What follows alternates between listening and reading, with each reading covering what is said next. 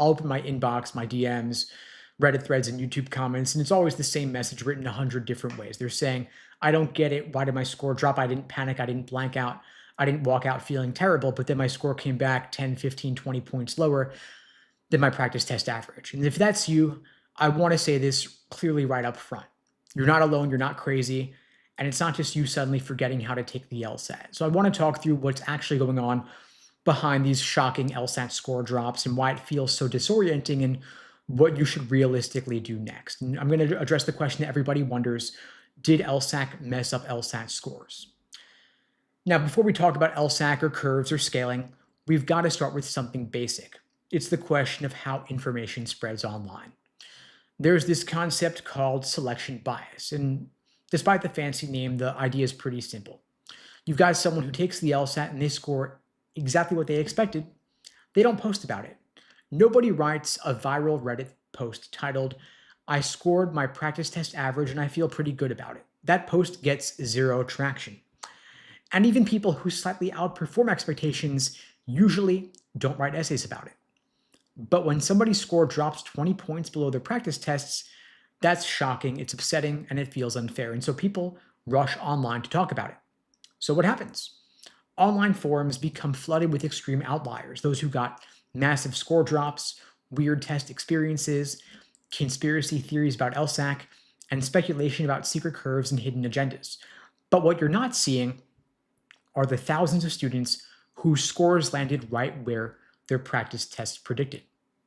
Now, that doesn't mean the drops aren't real, but it means the internet amplifies the most extreme cases. So did LSAC secretly make the LSAT harder? You've probably heard that rumor that LSAC made it harder to compensate for changes to the test, or LSAC is punishing people now, or it's due to the cheating scandal, or the curve is brutal on purpose. But my honest take is that LSAC did not say, let's wreck everybody for this test administration.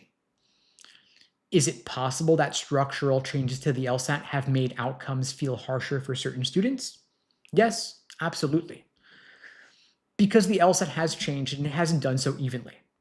The LSAT used to have the logic game section that many students could eventually perfect with repetition and pattern recognition. Now, for some people, logic games was a score booster, and for others, it was a nightmare. And when the LSAT shifted and they replaced logic games with more logical reasoning, the impact was not neutral. Logical reasoning rewards abstract thinking, ability to recognize traps, and consistency under pressure. And some students do great on this, others don't. So right away, you've got winners and losers, even if the overall difficulty of the test has not changed. But that's only part of the story. The real elephant in the room is LSAT score inflation, and that's the part that most people underestimate. Over the past several years, LSAT scores have inflated significantly. The LSAT is shorter than it used to be, which means less fatigue, more flexibility, and there has been a dramatic increase in approved accommodations for extra time and extra breaks. And all of that pushes scores up. And you can see that clearly in the law school data. Top law schools now routinely report median LSAT scores that would have been unthinkable a decade ago. Scores that used to place you safely at the very top of the applicant pool now put you in a much tighter competition band. And that tells us something important. When LSAT score inflation accelerates, LSAC has to respond. But they don't change questions retroactively, of course. They adjust the scoring scale. They tighten the curve. They tighten the raw score to scaled score conversion, which makes things start to feel brutal. Because when the scale tightens, it means that fewer wrong answers separate big score jumps, and small mistakes matter a lot more. So imagine this scenario. You walk out of the test thinking that it felt fine, a few questions were weird, but overall it was okay. And that's true. But if 2 questions went sideways in one section, 3 in another, 1 more in a third section, that's suddenly enough to drop you far more than it would have in the past. Not because you forgot the material, but because the margin for error is thinner. And it feels personal because you studied for months, sometimes years, based on historical expectations, using the previously released LSATs, and you tracked your practice test averages and you trusted that range. So when your score comes back far below that range, it feels destabilizing, like the rules changed mid-game, and I get why that feels unfair. But here is the uncomfortable truth. whether it should be fair doesn't change what you have to do next. Complaining's not going to raise your score. You've got to adjust. Now, a lower than expected LSAT score doesn't mean you're suddenly bad at the LSAT or your intelligence regressed, you didn't get dumber, and your law school goals are not dead.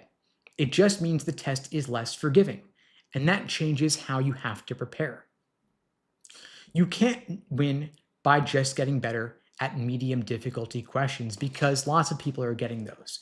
The differentiator now is how well do you handle the hardest questions on the LSAT, especially in logical reasoning, because it is the majority of your score. It is 2/3 of your score.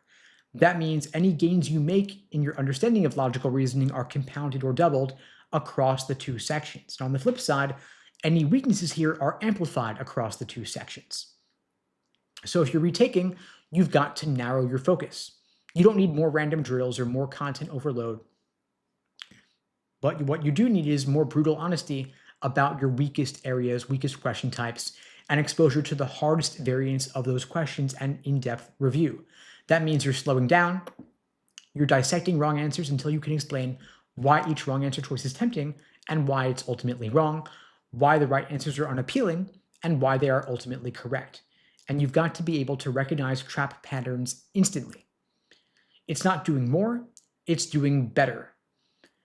And I know that some folks are thinking about doing a score audit because LSAC does offer them if your score comes back much lower than you expected and you think there was a mistake. But these are mostly a holdover from the paper LSAT era when human error was more common. But now that the LSAT is fully online and digital, a true scoring error is quite rare. Of course, if your score is so wildly outside your practice test range, so extreme it feels truly impossible, you could do a score audit just for peace of mind. But there are a couple of important things to know. One is that the audited score is final, even if it goes down. And almost every single audit confirms the original score. It's just a sanity check at this point, it's nothing more. So here's what I want you to internalize. Your LSAT score is not a measure of your worth, it's not your intelligence, it's not a verdict on your future. It's just a snapshot of your reasoning under pressure on one specific day.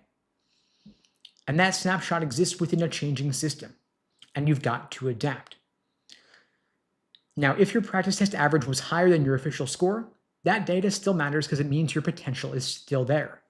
But your path forward now, if you're going to retake, it means you've got to engage in deeper analysis, do harder questions, and execute better. The LSAT isn't impossible, but it has become less forgiving. And so keep that in mind if you want to prepare for a retake.